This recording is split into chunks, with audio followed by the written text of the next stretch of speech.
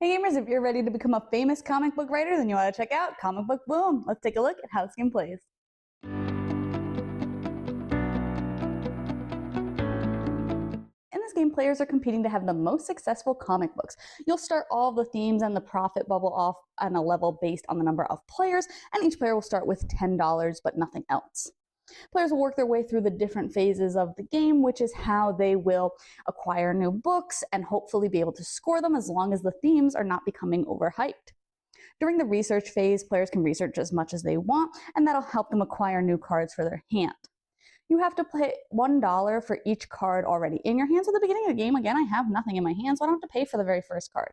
You'll draw 3 cards off the deck that you want to take a card from and take a look at them, choosing one to keep. So some of the cards for the book deck here will have readership in the corner, some will have multiple themes, and some will have one, and then they'll have a variety of both the collectability and the hype, which the hype is going to affect the themes on this board here, and the collectability is how players will score profit.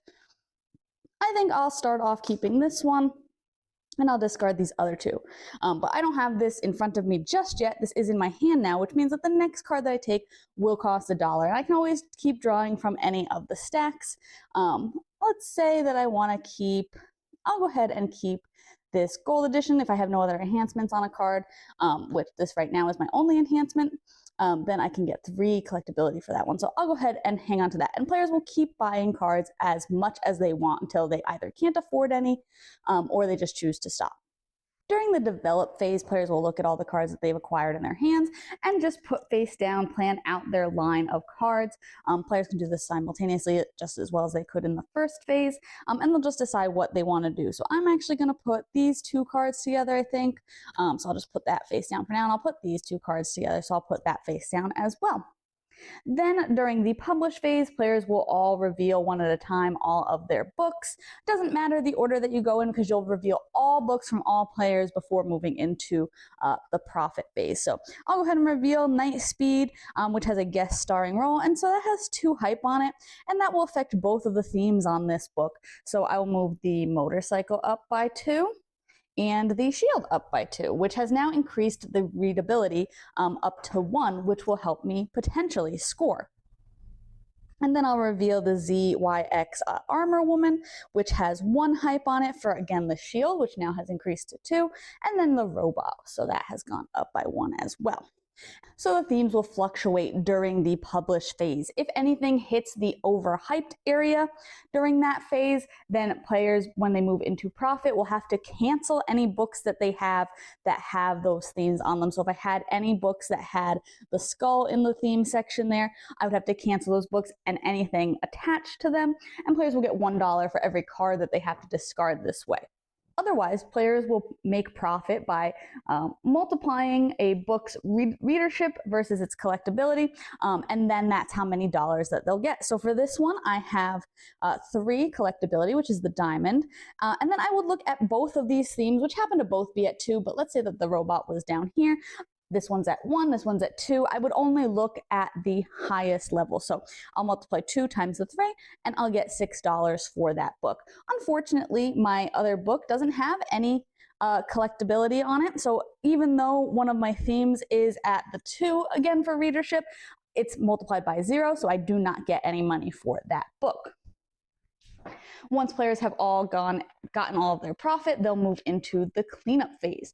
During cleanup, players will do any cleanup abilities listed on their card. So for example, if I had this on one of my books, I would pick up Massive Delay, which is this card, and ignore other cards on the book so I wouldn't have to do other things if maybe I had to discard cards or things like that. If any themes are overhyped, which that one is, it will go all the way down to the bottom of the board for the next round. The bubble will move up by 1 level, and I forgot to mention too that the bubble will move up for 1 level every time that a book is canceled as well, so that can also change the progression of the game. Any themes that are higher than the bubble will come back down to that level.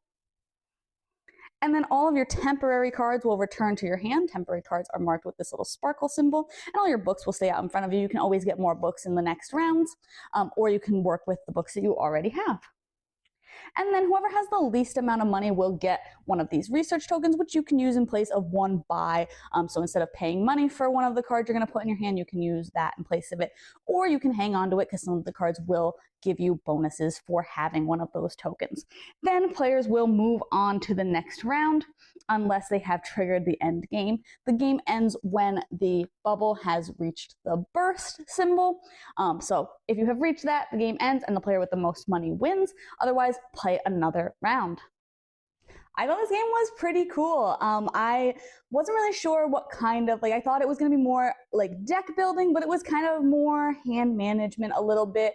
I thought it was interesting how your temporary cards will always go back to your hand, which will change the cost of things moving into the further rounds, but your books will stay in front of you, which, won't affect the cost of things, which is nice, but also means that I don't want to say stuck, but you're stuck within working with those themes if you don't get rid of those books, which is interesting because the more that you're going to be contributing to the hype of those certain themes, the more likely that they are to burst, especially if other players are also working on them.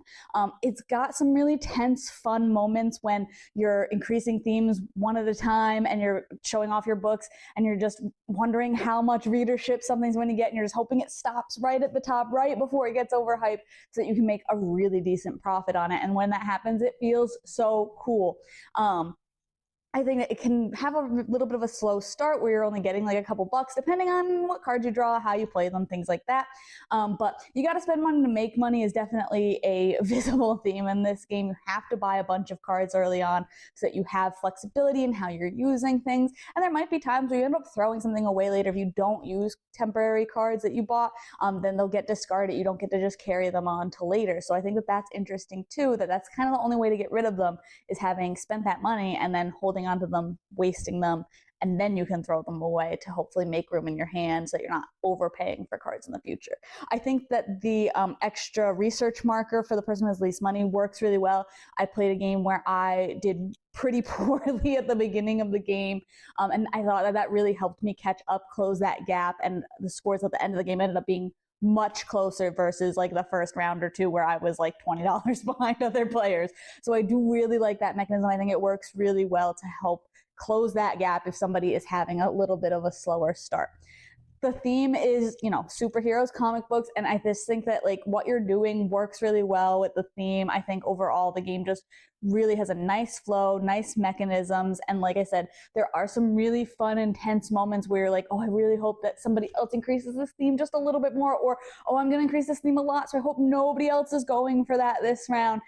So I just think that the game is just a lot of fun. I think it felt like a kind of unique game, not really similar to things I've played before. And like I said, it does just really work with the theme, with the mechanics, just works really well for me. So you can check my full thoughts on the blog today. Decided this one's for you.